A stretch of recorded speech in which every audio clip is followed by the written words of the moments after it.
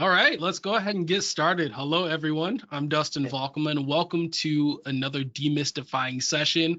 I am joined today with Ian Robinson, amazing ZBrush artist. Hi, Ian. He's over this way on my screen. Oh, hello, Dust. How are you doing? Oh man, it's a great Monday. It's a great Monday. So we are continuing this week from the past 3 weeks of sculpting a really cool Halloween kind of diorama set in ZBrush. And we're going to continue that process today by making jack-o'-lanterns. Before we get to that, let's go ahead and do a little bit of housekeeping. So you'll see here that we have a whole lot of sessions that are happening every week, multiple times a week on maxon.net/events. And this is where you can go and check out what's coming next and register for any of these live sessions that you want to join in on. Now, as always, all of our sessions every week are recorded, so you can very easily check those out in the replays, if you will, on the Maxon Training Team's YouTube channel. So just go ahead, search in Maxon Training Team. I'll try to get a link in the comment section here so that everybody can check that out. Now, as always, we do have our free t-shirts. Now, I'm not wearing mine today. It's in the wash, but we do have them. So you can go ahead and check out the link that is here in the handout section. There's a PDF that will take you directly there, and then you can use the password Spooky Sculpts to get your free t-shirt, and all you have to pay is shipping. And there's quite a nice variety here that you can check out.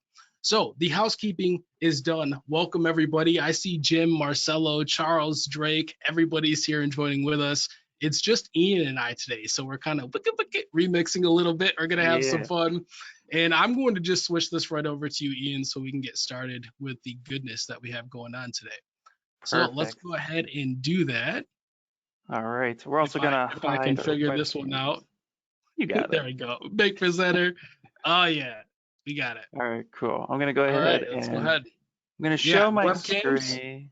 Webcams, I'm going to turn that off. Right. And hopefully, I don't know if you guys can see the webinar thing, but we'll try to see if we can hide that. Okay, there we go. Hopefully you guys can see that. Loud and clear.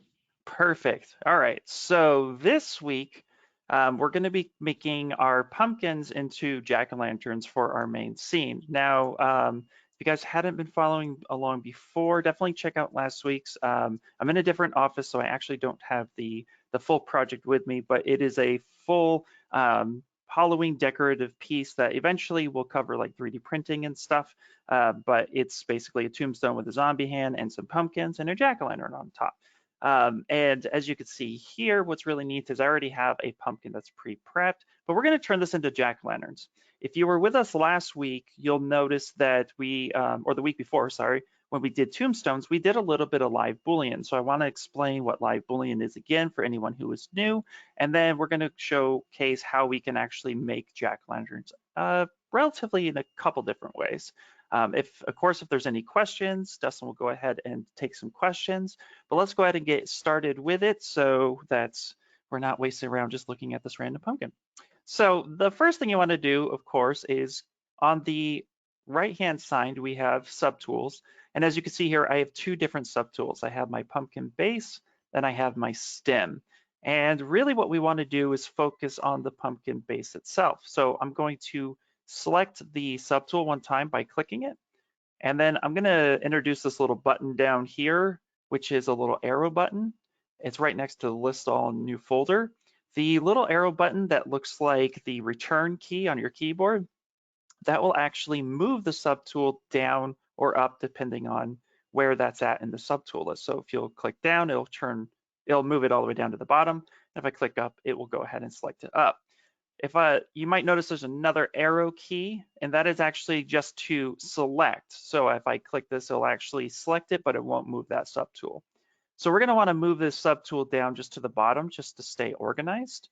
And I'm going to introduce now the folder system in ZBrush. The folder system is really cool because it allows us to control the things that we want to cut or the things that we don't want to cut or merge together or pretty much manipulate as a group of items. So if I hit Control F or Command F if you're on Mac, it will pop up. please enter folder title, and it will automatically say untitled folder. So we're going to name this Pumpkin. If I can type, there we go, perfect. And now you can see here that I have a Pumpkin folder with the subtool I had selected inside of the folder. And this is, again, really neat because now we're going to be able to organize everything. So from here, let's introduce live Boolean again, just so we have a clear understanding of what live Boolean does. So I'm going to go and insert a new subtool. And just for fun, let's insert a gear 3D, because why not, right? And we're just going to go ahead and kind of turn on the gizmo by hitting the W key and then moving this item over to the side. Now, if you might notice that we have our folder named Pumpkin, we have the pumpkin base, but now if we look next to this pumpkin, you see this little line that's attaching from the folder. This means that that item is actually embedded inside that folder. But right underneath it, the Gear 3D does not have that line. When we insert a new subtool within a folder at the bottom of the list, it automatically takes that tool and kicks it out of the folder, just in case you didn't want it in that folder. So we actually are just going to left click our mouse, click and drag, and bring that subtool up into the folder and underneath the pumpkin. And you might notice a little kind of teal line with an arrow that shows up. This is signifying where we're going to stick that tool. So I'm just going to go ahead and insert that into the folder. And now you can see here that we have two lines, a straight line coming down and then a line tick for each item that's within that folder. So that is now signifying that that is inside the folder. So now let's turn on live Boolean and start showcasing how we can go ahead and cut this. So to turn on live Boolean, up at the top left-hand side, you'll see three big buttons: Home Page, Lightbox, and Live Boolean. If I turn on live Boolean, now we're telling ZBrush any tool that we're going to either have a subtract, a merge, or a intersect cut, I want you to identify those three items and then kind of showcase a preview of what that's going to look like according to the tool or the option that's selected. So in this case, with this nice little Gear 3D, if we come back to the subtool, you'll see here we have three options on that subtool. If we ignore the eye and the little paintbrush, we're just going to ignore those two and call these three. These are our live Boolean options. So we have our merge option, we have our cut option, and we have an intersect option. Now you might notice that when I clicked either the cut or the intersect, things disappeared. Well, that is because now live Boolean is telling ZBrush, hey, this tool is actually doing something with live Boolean, and so we need you to go ahead and react. So I'm going to go ahead and go back to the merged item for a second, turn on the gizmo, and I'm going to just rotate around and bring this into our pumpkin. And let's have a little bit of fun. Let's lift this up, scale this down, and then let's go ahead and maybe make that a little bit wider. Perfect. So now, if we wanted this random gear ninja star thing to be looking like it cut the pumpkin, I'm going to go ahead and hover back over my subtool and click the second option, which is cut. And now if we come back, you'll notice that there is a cut and color within that subtool. And that's because ZBrush will recognize that if that subtool has a color to it, we can actually change that color. So you could see here, we could get like a nice blood red and then do some really neat effects with that if we wanted to have our pumpkin bleed. It's Halloween, that's why I went there, don't judge. So now, this is what makes live Boolean so awesome, is with this tool selected, what we can do is we can manipulate this by turning on the gizmo and moving that tool wherever we would like. So we could easily scale this up. We can easily turn this around, and anything that is in the folder directly affected with the subtool underneath is going to go ahead and make that cut. So this is how we're going to approach our eyes within our jack-o'-lantern, and also to kind of carve out the hollowness. The other way we could do eyes will be using DynaMesh and just pushing it in and making it look good, but we're going to use the live Boolean effect just because I think it's really awesome and it makes a lot of fun. So let's go ahead and start prepping that. With the intersect button real quick before I go too further, or maybe see if we have any questions. What I'm gonna notice if I click the intersect, just like you would imagine, what's gonna happen is the live Boolean will take the two models and whatever the intersecting mesh is, that's what's gonna showcase. And again, that can be updated on the fly. So you can, of course, get some really fun, interesting shapes by manipulating the tools in which they are intersected. So those are the two ways with live Boolean that you're really going to be playing with. And then again, just merge just means that if you merge the folder together, it's just going to go ahead and merge. So that's live Boolean, which is really awesome. At any point, you could turn it off. It's a very non-destructive workflow, which makes things a lot easier. So that being said, let's go ahead and prep for the eyes. Or what I can do real quick. Yeah, let's prep for the eyes and then I'll go over the DynaMesh version. So let's go ahead and delete this gear 3D. And now we're gonna go ahead and first hollow out our pumpkin, and then we're gonna go ahead and create some eyes. So to hollow out the pumpkin, it's actually really, really cool and pretty simple. I'm gonna go ahead and take my pumpkin that I have, and I'm gonna duplicate this. And I can duplicate this one of two ways. I can go ahead and select the subtool and then come down to this duplicate button under the subtool menu, and that will go ahead and duplicate it. And again, it will create that subtool and kind of kick it out of the folder just because there's that. A lot of us will use this technique to then copy that item, move it outside of the folder. So we're kind of isolating it and maybe moving it to a different spot. So this happens quite often. Again, you could just drag that back in. Or the other way that you can do it is you can just, while the tool is selected, hit Control-Shift-D or Command-Shift-D on a Mac, and that will, again, just do the same action. That's the shortcut for duplicate. And then we can just drag that in, and now we have our subtool. Now, we want to hollow out this pumpkin. So the first thing I would like to do in order to see how much I'm hollowing this pumpkin out is introduce transparency. Now, I think I might have covered this in the early stage, and if I didn't, transparency, when I click this button, it's going to take all of the subtools that are not selected and kind of ghost it out. And then the subtool you have selected, you'll be able to see that quite clearly. So if I were to move this pumpkin off to the side, you could see a ghost.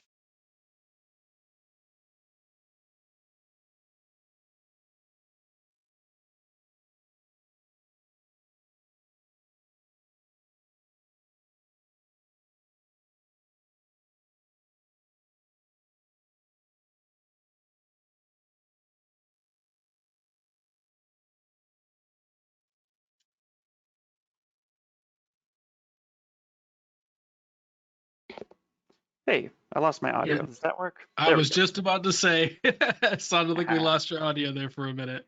Yeah, not sure what Awesome. happened. You're back. Okay. All right, great. So, transparency. You turn on transparency, it's going to take all the non-selected subtools and it's going to ghost that out, and then you'll have the one subtool here that is our duplicate, and you can see the subtool you have selected very, very clearly. So, what we're going to do to hollow this out is just turn on the gizmo by hitting the W key and scaling this down until we see a wall thickness that we like. And this looks pretty good. We can also manipulate the shape a little bit more. Maybe we kind of expand it up a little bit, giving that impression of a very even internal surface. Again, it'll be up to us. And then what I'm going to do is I'm going to turn on solo mode, which is a little button down here at the bottom. And I'm just going to go ahead and smooth this pumpkin down on the inside. We'll take maybe the clay buildup brush, which is B for brush, C for clay buildup, and then B again. And then I'm just going to go ahead, let's turn the color off. Oop. And we're just going to go ahead and kind of clean this up a little bit and smooth this out because I don't want these lines on the inside. If I press and hold shift, that's going to smooth this out. And we're just going to go ahead and start cleaning this up. Now you'll notice that this is a pumpkin I was working on before. So you'll notice that I have radial symmetry turned on. And so if you don't remember how to turn on radial symmetry, if we go on up to transform here at the top, we have activate symmetry. The y-axis is the axis that is up and down in ZBrush. And then I have this little R button for radial symmetry with the number 8. That's my radial count. I can scale this up and have 30 something. That's just pretty much, that's a lot. Or I can have, like it says, as little as 8. And then at any time, I can actually turn that back off and turn on X symmetry, which is what a lot of artists start with in ZBrush. So I'm just going to turn that radial symmetry back on just to kind of smooth this down. And for this internal one, I'm going to go ahead and I probably have DynaMesh turned on. So if you remember DynaMesh, it's over here on the geometry tab on the right-hand side under DynaMesh, and I have a resolution slider in which if I turn on the wireframe by hitting Shift F, and then I adjust the resolution, and then Control swipe here outside on this empty box, it's gonna go ahead and rebuild that geometry. So if my geometry was too dense, like it kind of was, I can go ahead and actually come through and smooth down these internals and then rebuild that surface. And by turning on solo again, you can see now that the inside is going to be a lot smoother. So this will hollow out our pumpkin. And again, we can kind of adjust this as we need to. Perfect. Any questions so far? I kind of just jumped in. We did a lot of stuff. And I know that since this is a continuation, there still might be some stuff that we might have forgotten or just are still learning and unfamiliar with. So if there's any questions, yeah, so we can get right into some of these questions here. There's a few, and I'm trying to kind of prioritize these a little bit. So Charles is asking, is there a way to get both the subtraction and the intersection of the Boolean? That way we could use the intersection parts in a dissolve animation to reveal the cuts. Yes, there is. Actually, this is what makes folders really, really unique. So there's one of two ways that you can do it. And the way I like to do it is I actually like to, so let's do this. We're gonna go ahead and just for this point, we're gonna use the internal for a bit. So let's say we wanted to cut this out first. So this is what makes live Boolean really awesome and the folder system really awesome, is that if I'm gonna do the cut first, so now I have this cut, you can see, boop, there it is. Now what I'm gonna go ahead and do is go to the folder and I'm going to hit this little cogwheel and then I'm gonna say Boolean Folder. And what this will do is it will make it'll make a new subtool with that mesh cut out. And then it turns off the folder. So now I can come back on, turn on the folder, change this to Intersect, and let's just go ahead and hide this subtool underneath. And now I have this intersected bit, and then I will do the same thing. I will come here, go to Boolean Folder, and it will make another subtool outside of the folder. So at any point in time, I could come through here within this folder and make these changes. And now if I go ahead and turn on the second option, you could see here, if I select the mesh that I have, that now I had a cut version and an intersect. This is probably the best approach because again, the folder itself will remain untouched. By default, it will go ahead and it will turn off the folder and kick out the new part outside of the folder for you to continue manipulating. So this would be the way to like take a lid off, for example, and have that lid. That would be the way to do it. The other way to do it if you wanted to is you could actually duplicate your subtools within the list. So let's go ahead and do that. So I'm actually going to delete this one and delete this guy. And what we could do is within the folder, I could, let's say, take the main pumpkin, for example, duplicate that. I'm going to drop that underneath the cutting tool.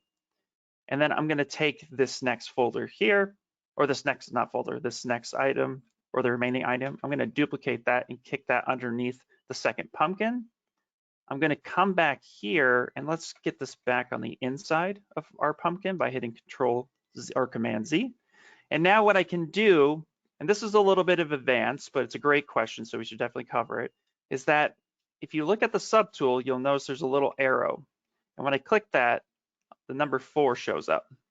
That means that right now, the hierarchy system within ZBrush is saying that all the items or the subtools underneath this, it's accounting for the current subtool and everything underneath. So that's why we're getting the number 4. But what I could do is go to my second pumpkin and I could go ahead and click that arrow again. And now you'll notice that the main arrow is identifying the subtool is selected and the one underneath. So that changed to the number 2. And now I have my main pumpkin, my secondary pumpkin with the next segment underneath, which is right here. And that, what I'd be able to do is then say this one can be subtracting. And I'm going to want to hide these two up here. And then I can hide these. And then I'll set this one to intersect. So now I'll have 2 different operations.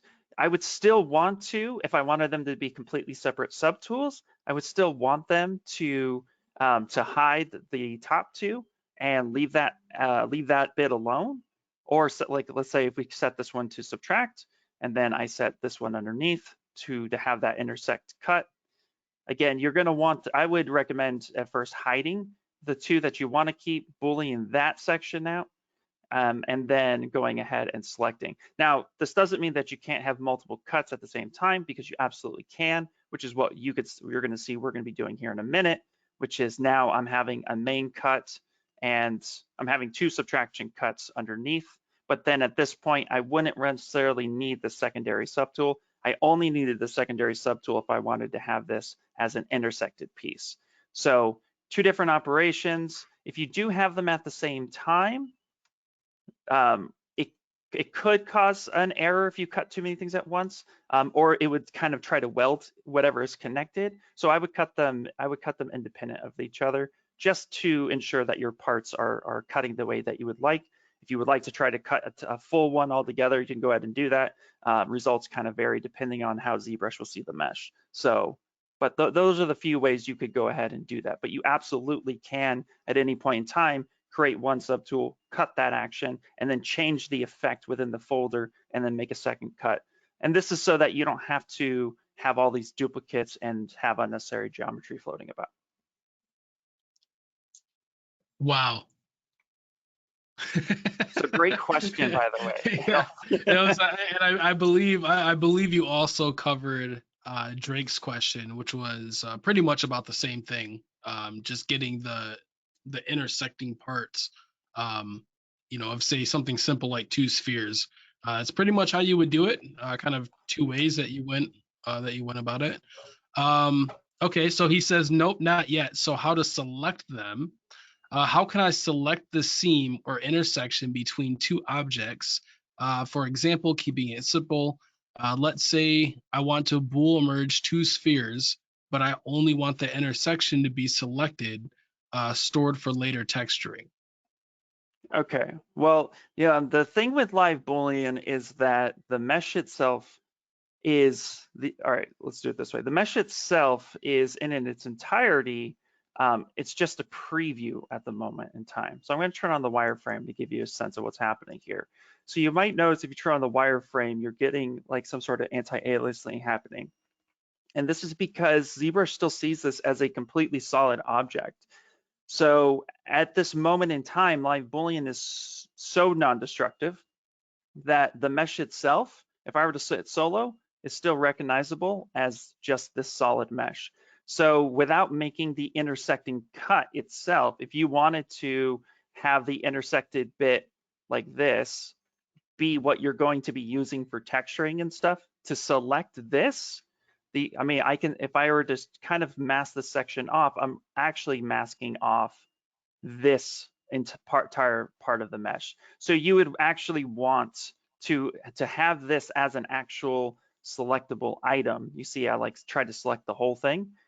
I can't. So it's a preview, so it's not actual geometry, so it's not actually able to be selected until you actually complete that. So you would want to come through and say Boolean that folder, and then have this part, and then you can save this section out for texturing later, now that it is actual geometry. Okay, because it looks like he's asking about just the literal seam, like the band that's being created. The band that's being created? Yeah, I'm trying to read it.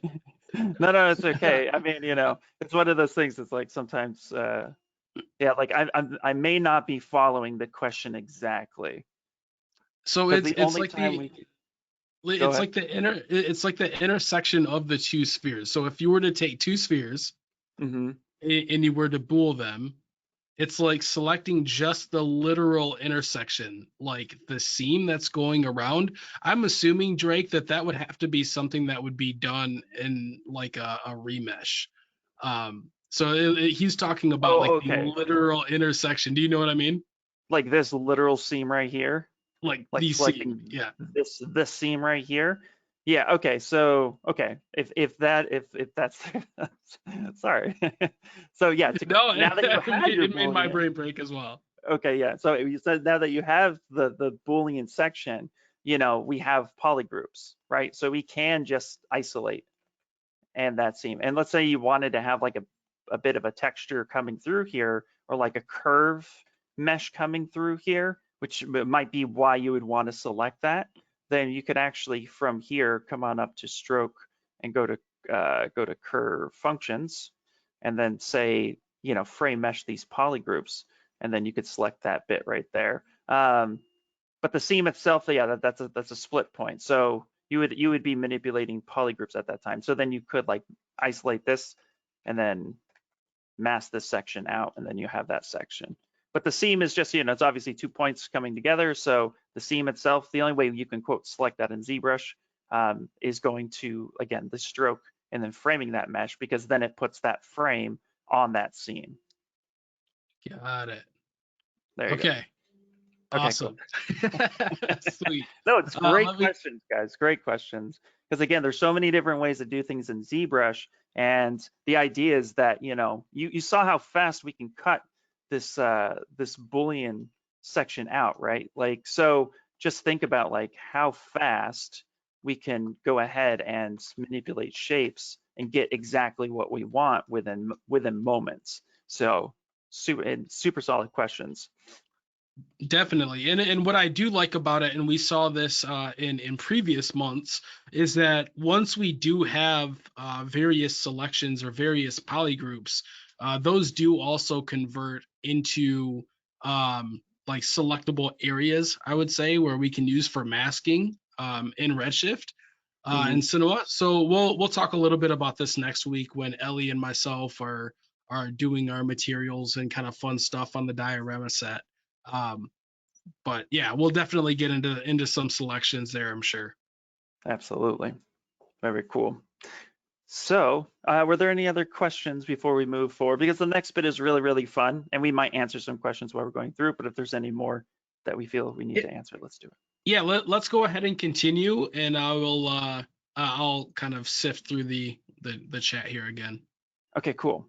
So now that we have our main section, and again, we're using live Boolean, and we're going to be hollowing out the internals of this pumpkin, let's go ahead and do something kind of neat, and let's make it a jack-o'-lantern. So what I'm going to do is now within this folder, I'm going to go ahead and introduce a kind of a new concept. So you can make multiple cuts at the same time. We kind of touched on this already with answering some questions, but I wanted to point out when you insert something and then it pops it, you insert a new object, it pops it out of the folder. Well, that gets kind of boring, and also kind of like, I got to put it back in. So you can select the item above it, and with this arrow key, kind of pay attention to this number. Notice we have a number 2. If I have the top subtool selected, so now there's 2 subtools, got this top one, and I go ahead and insert a cylinder. Notice that it actually now is keeping that folder with the object within the folder. And so what's really neat is we can now, with that live Boolean selected, I can just go ahead and select that cut, and I could turn on the wireframe, and I can rotate this object around, and now I can go ahead and push this through and start creating the rest of my shapes. And I'm going to push that all the way through. Now here's what's really cool, but also too something to keep in mind is when we turn on transparency, we do, whatever our cutting tools are, we do need to keep in mind the length of the tool, because the tool is what's going to make the actual cut. So if we have kind of a tiny tool and you have the wireframe turned off and you have transparency turned off, and so you're looking at it like this and you start noticing that you're getting a little bit of a clipping here, although that could be some pretty cool effects, we do want to keep in mind that ZBrush will notice or take into account the wall thickness between the subtool that is being cut and the one that is doing the cutting. So if we ever do get this clipping and we don't want that, we can actually make sure turning on the wireframe helps, or turning on transparency, and then just making sure we actually just kind of extend that object so that the whole object is making the cut. And now we can actually turn around and kind of place this, maybe scale this down. And now I'm gonna want two eyes, just because that makes sense for a lot of jack-o'-lanterns. So what I'm going to do now is we're going to do the mirror and weld function that we had done before. So going to go to the geometry section, modify topology, and mirror and weld. And mirror and weld, for those who don't remember or are new to this stream, is that it's going to go ahead and take a look at any object on the screen left side of your ZBrush viewport, and it's going to try to mirror it to the screen right side. So it's always going to look left to right. So that's the direction that it's always going to kind of flow. That was a weird arrow, but hopefully that makes sense. Boop. So it's going to be, that's the direction. Now, however, what that doesn't mean is that if you had only an object on the right-hand side, if we turn on the floor for a second and kind of just hide, notice that, you know, we have this green arrow going up and down. This indicates the y-axis. If you have only something on the right-hand side, once ZBrush looks screen left to screen right, if there is nothing on the left side, the right side takes precedence, and then it will flip. But again, it's always going to start on this side. But the reason why I point that out is some people like to work on the left side, and then ZBrush, especially users like myself have been using it for going on 8-9 years, is that it's really easy to have identified that this is the important side. So a lot of us do work on the left side. However, recently I've been, for some reason, putting objects on the right side. So it is a nice little change that if I hit the mirror and weld, it will actually duplicate from screen right to screen left. But just keep in mind that it's always going to start looking on the left-hand side. So when we do that mirror and weld action, it will pop over from left to right.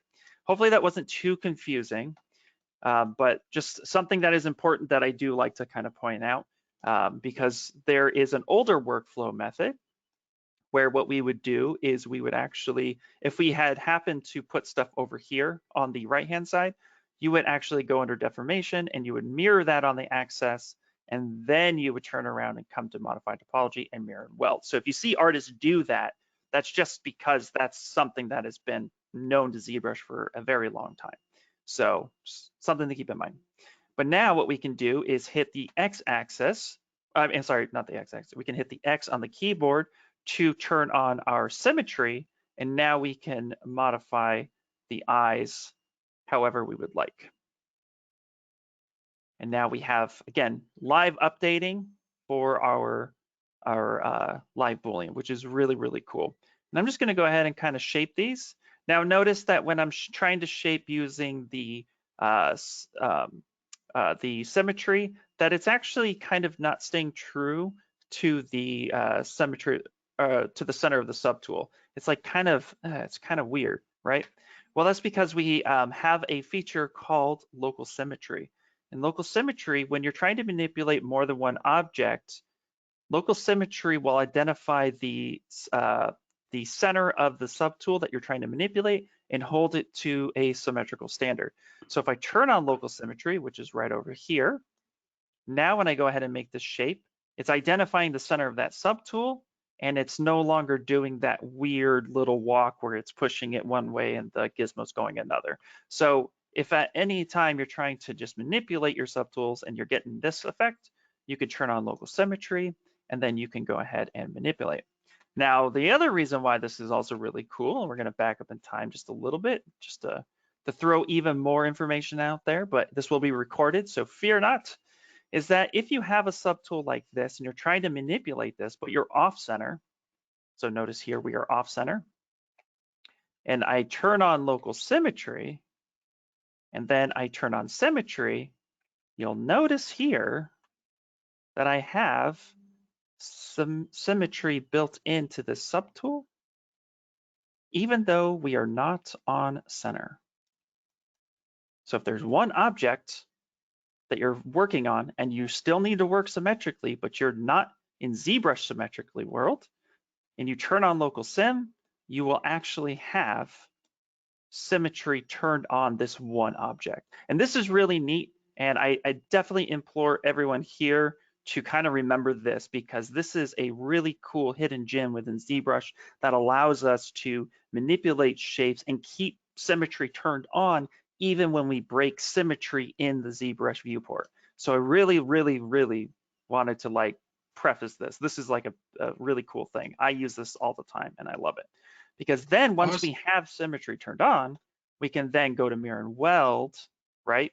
So we're gonna need to, if we hit Mirror and Weld now, it's gonna mirror and weld to itself being truly symmetrical. So we need to turn that off, then Mirror and Weld to get world center symmetry back on. And then we can go ahead and manipulate this. So then if we wanted funky dunky eyes, there we go. We can get some weird shapes happening. Sweet. So speaking of the mirror and weld, Andrew's asking, does it mirror and weld any selected object? Like how does it know what you want to mirror and weld, like inside the tool?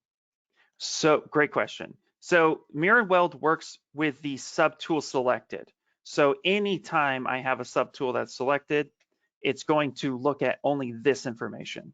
It will never look at any other subtool in the list. It's only going to look at this information and then mirror and weld. So if you had multiple items, so let's go ham here. Actually, let's not mess with my main pumpkin because I have a feeling I'm gonna like destroy it somehow.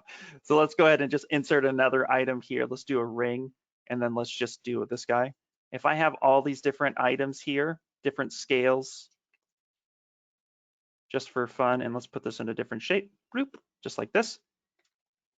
As long as it's not crossing this threshold here, it's gonna make a true copy on this side. So if I hit mirror and weld, it's only gonna look at these objects here. So geometry, modify topology, mirror and weld, it looks at all this stuff. Now, what's also really cool though, is that again, because remember we talked about screen left to screen right, if I wanted to merge two items together, and I hit mirror and weld, this might have been hard to see, but take a look right here in this scene. If I hit mirror and weld, what it's doing is it's technically getting rid of all of this on this side, and then it's completely copying it. And because the geometry crossed the threshold, it's actually going to weld that together. So now that's one piece. Woo. Just kind of went out that way. Awesome. So what if you wanted to mirror to four sides of a cube, like rotating around the y-axis? Well, again, whatever it's looking at here on this side, it's indefinite depth. So let's make a cube. So if we were to go ahead and make our cube here,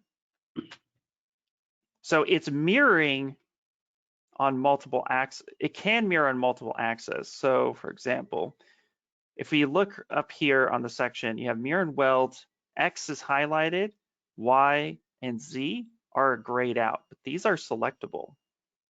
So in theory, what we could do is we could actually, I'm just gonna throw this off for demonstration purposes. I'm gonna go ahead and put this here like this. And then I'm gonna duplicate this, come over here like this. This is just in theory. Okay, so if you wanted to mirror and weld, let's put this back in the center. And I say mirror and weld on X, Y, and Z.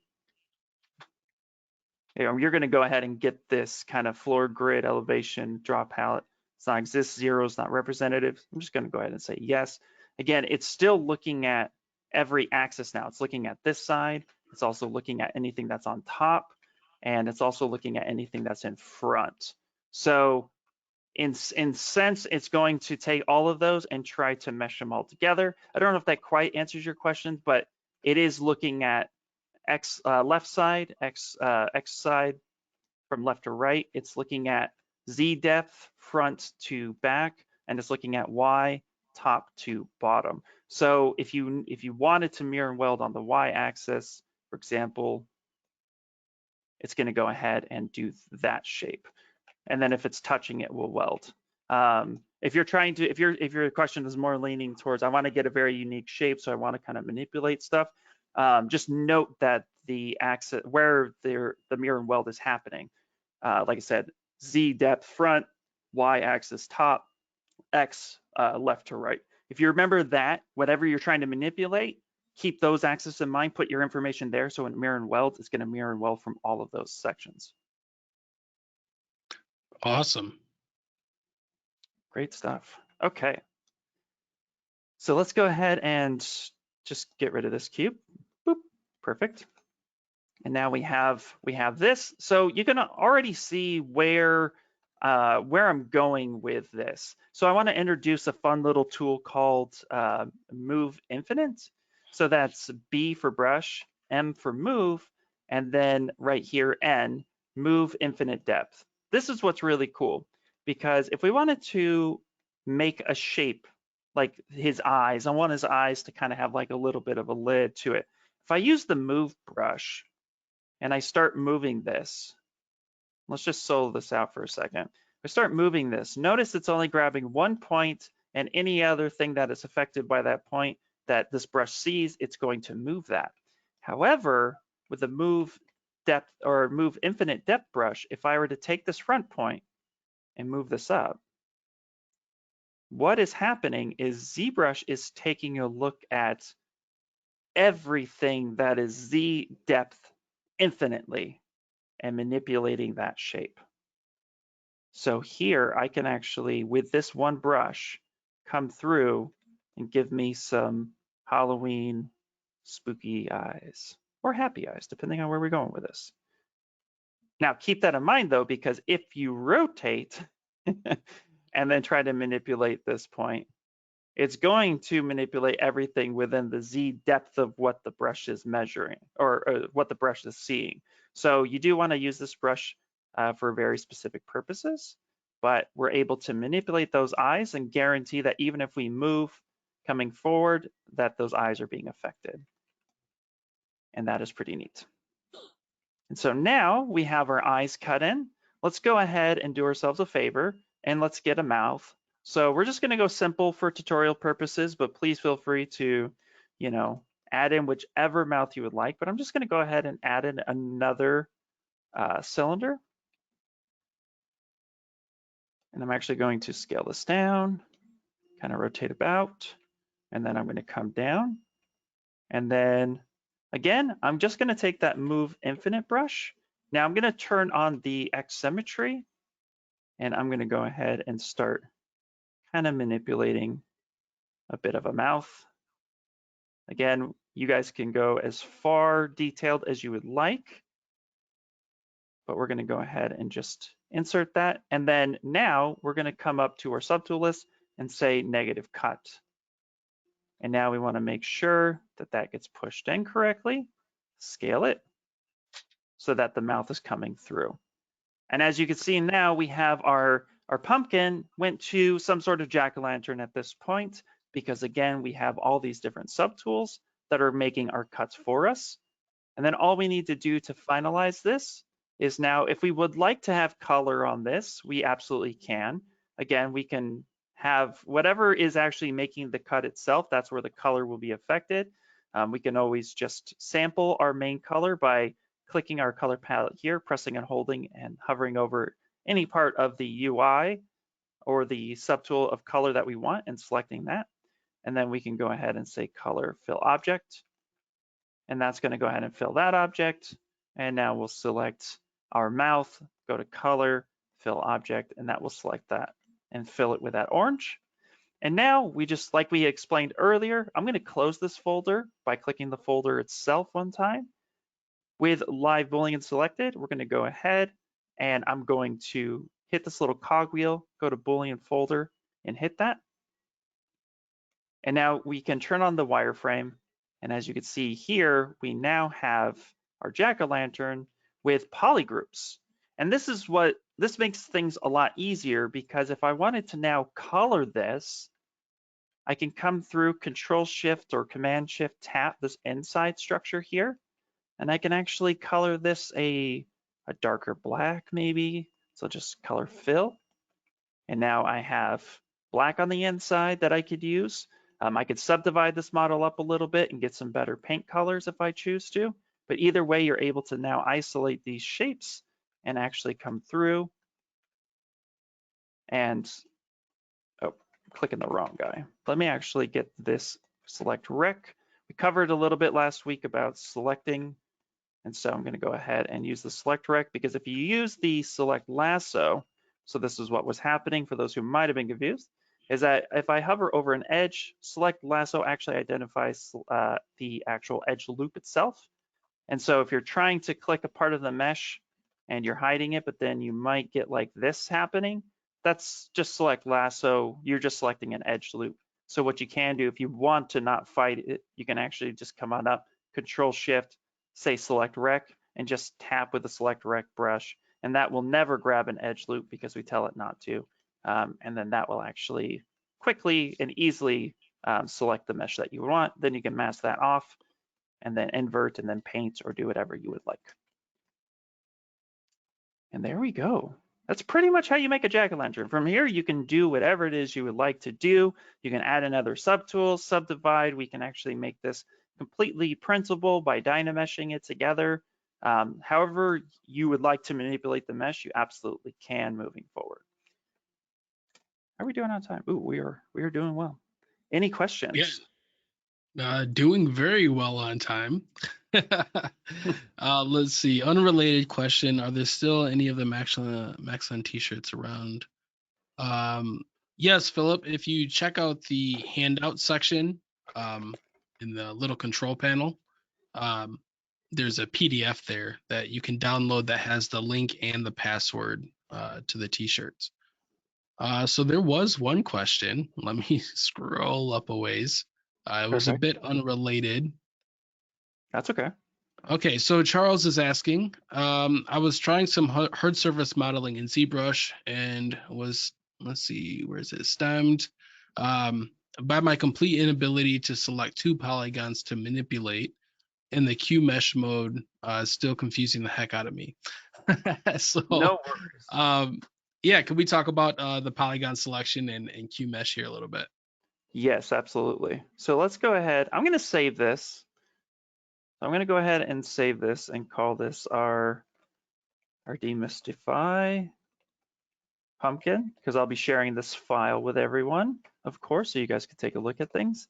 Pumpkin, not Pumplin. I don't know what I'm typing today. All right, perfect.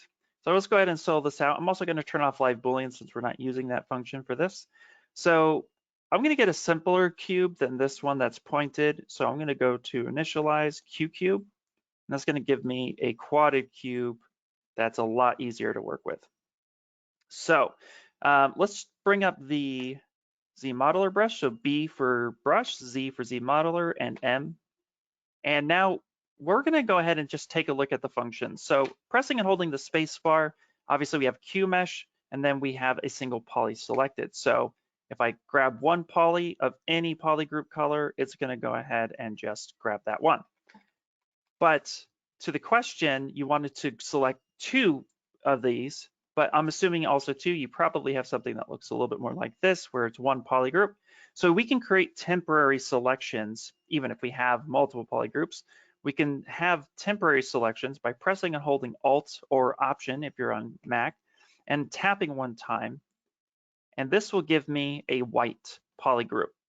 It's rare to see a white polygroup. That doesn't mean temporary or subtraction in ZBrush, but there are random out there, but even still, white is going to be the temporary color here that you're going to see. And if I select this, press and hover over the spacebar and say polygroup all to keep things simple. Now with these two temporary polygroups, by picking one of them, it's going to manipulate the other. And then to also make things a lot easier, while you're making the selection, if you tap the Alt button, it's going to change polygroup. So you can pick a polygroup that's a little bit different and not so close to what you're seeing. So then you can manipulate that object further if you choose to.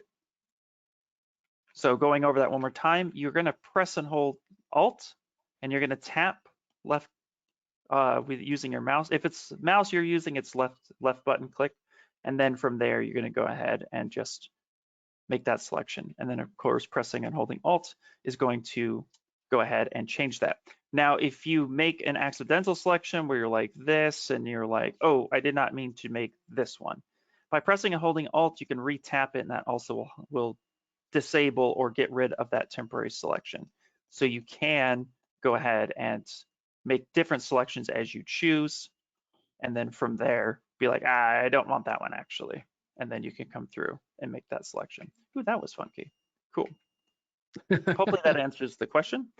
Another thing with polygroup, since we're on the subject, because it's the same principle, so I do want to throw this out. Let's say I need to make this one and this one the same, okay? This is actually what's really neat is that I could, by pressing and holding Alt, press and left click and hold one time on the temporary selection, and then let go of Alt, and I can start dragging. And I can make these the same polygroup. Let me go over that one more time. So I'm going to press and hold Alt, left click and hold that left click, or if it's a pen, I'm just pressing and holding. Then I let go of Alt, and then I drag, and that's going to make different selections all together. So you can see that there's a really neat way to work fast. So I could say I want these two to be temporary, but I'm going to manipulate these two later. So, or I want these two and these two the same color. And then that's going to allow me to switch and make different polygroups by tapping Alt. So for your question, just, yeah, I use temporary selections all the time to make these different ones the same, or it's just gonna recognize all the same polygroups. Wow. So that was really good. my brain was going a bit crazy there for a second. So yeah, that's, I'm pretty sure we covered the question. It's pretty cool to see. Yeah, that's awesome. So we do have let's see, Ryan here is asking what the simplest way to prep a model for animation in Cinema 4D is. GoZ with too many polys and no redshift. Let's Okay. see, is his headache. So talking about retopology, oh man, I know that's a whole, or can be Yeah, a whole webinar in itself. A few of them. yeah, absolutely. What I would say, so I personally, I'm still learning the in-depth features of Cinema 4D. So you can step in at any point, Dustin, and correct me where I'm wrong. However, up Yeah. until the moment of getting into Cinema 4D, let's say we wanted to take this pumpkin and send this on over to Redshift. Cinema 4D handles geometry pretty well. In this case right here, you know, we have a total of 823,000. So if I multiply that by 2, which is how Cinema 4D is going to see it, you're looking at like 1.6 million different points. Cinema 4D would handle that fairly well. But in the question of animation and topology, let's say this was the character I wanted to animate. A thing that you can do, of course, retopology is always king when it comes to animation because of full control over deformation lines and the ability to set up a rig that is going to respond well to the mesh. Manual retopoing is always the way to go. That being said, let's say we needed to test our model and see if we could even animate it. I do this a lot where I'll talk to my rig department and say, hey, if I ZRemesh something low enough, can you just see if this is going to work? And if it is, they could start setting up their bones structure and all the stuff while I actually get the full retopo done. So in this case here, what I could do is I could rely on using history. So up here at the very top, I'm going to press and hold Control or Command and tap one time to signify history within the timeline of the actual subtool. And now notice I have all these different polygroups. This is actually going to be to our favor because what we can do is I can go to ZRemesher. So under Geometry, ZRemesh, I'm actually going to say Keep Groups. And there's a slider that activates, that's Smooth Group. So I'm going to turn this down because I don't want that to happen. And then I'm actually going to, I do a little bit of math. So I say if I have about 800,000 active points, or actually in this case, what is the subtool? Subtool specifically is 370. I use about 10 to 20% of that number as my starting point for ZRemeshing. So anywhere between 3 to 5,000 would be a good starting spot. It's defaulted at 5, but if we're not too sure, we can kick this up to 10. That'd be about 10,000. So you could go there. Actually 10%. I can't even do math today. So we're actually like 30,000. Geez, don't listen to me. But but yeah, so like starting at 30 would be a good spot, or starting at 20 would be a good spot. Pick a percentage in which works for you, and then from there say ZRemesh. And now what this is going to do is going to take that history and time, and then it's going to remember that state. The ZRemesher will rebuild my topology fairly quickly. And if we get a little bit of a broken mesh like this, that obviously wasn't high enough. Let's go to 40. So now that would be 40% of 40,000. Not 40%, that's 40,000. So we'll go ahead and say that's pretty low. Let's see what we get. That's actually not too, we can go a little bit higher if we want. Do I have Symmetry turned on? I did not have Symmetry turned on. Let's turn on Symmetry, which will give us a different result. But you can ZRemesh it until you get a point that you like, something that, there you go, that's a lot better.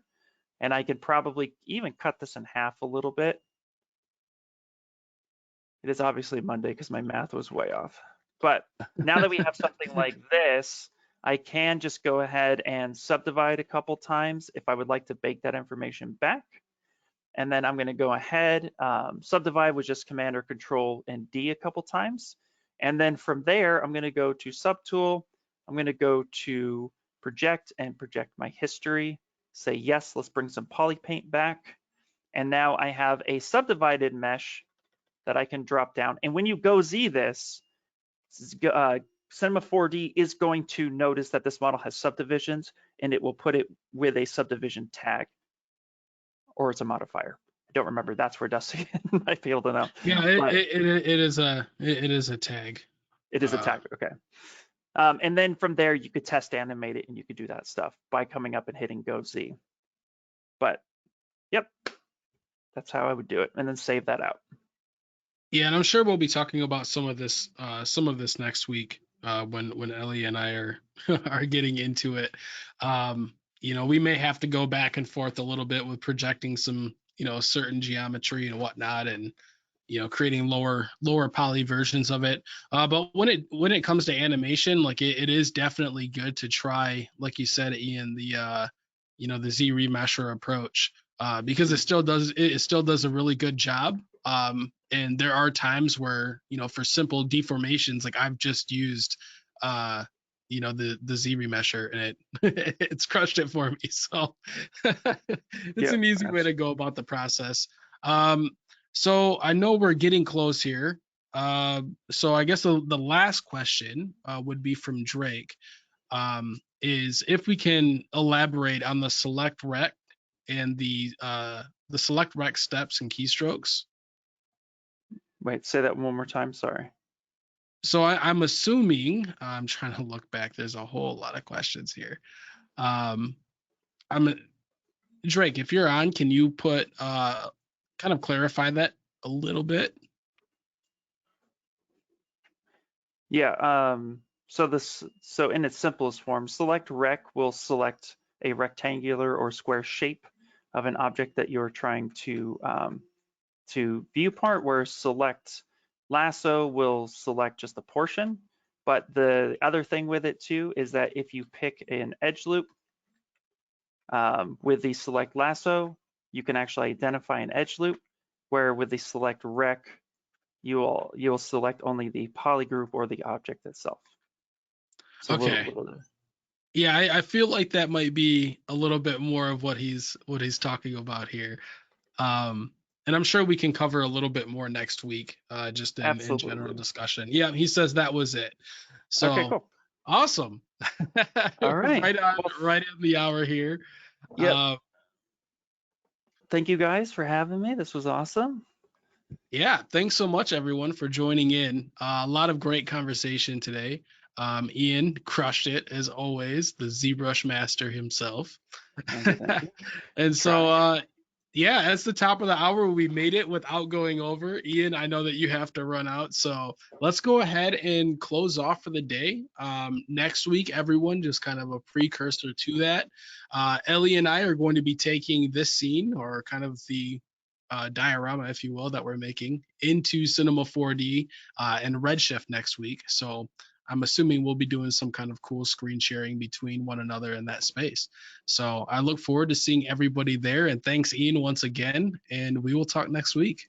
Yep. Thank you guys. See you guys next week. Later. Bye, everyone.